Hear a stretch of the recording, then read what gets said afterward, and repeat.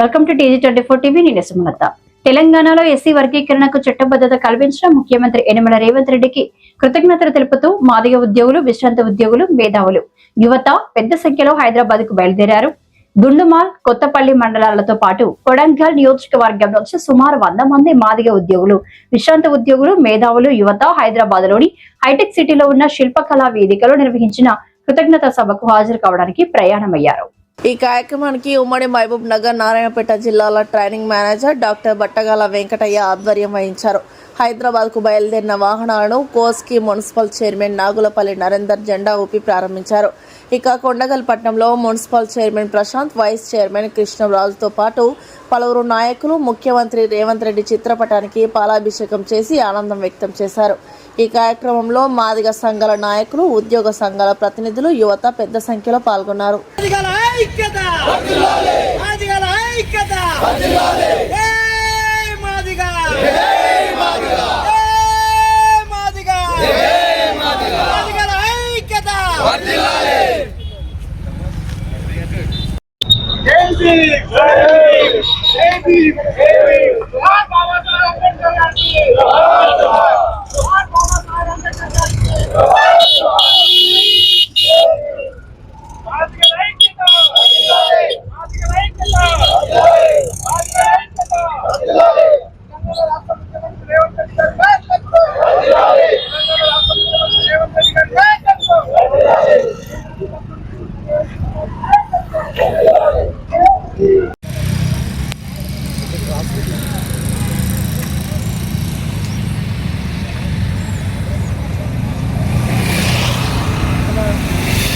కొడంగల్ ముద్దుబిడ్డ తెలంగాణ రాష్ట్ర రథసారథి గౌరవనీయులు శ్రీనివాస భద్రత కల్పించిన సందర్భంగా వారికి కృతజ్ఞత సభ హైదరాబాద్లో నిర్వహించడం జరుగుతూ ఉంది.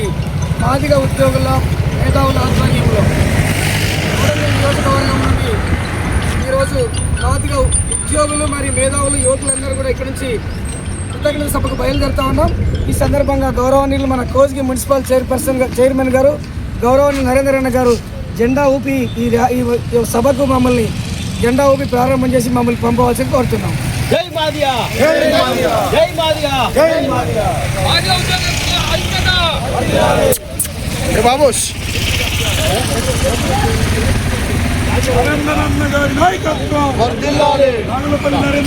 Hi, నేను మీ Satyasri. Please do subscribe TG24 TV.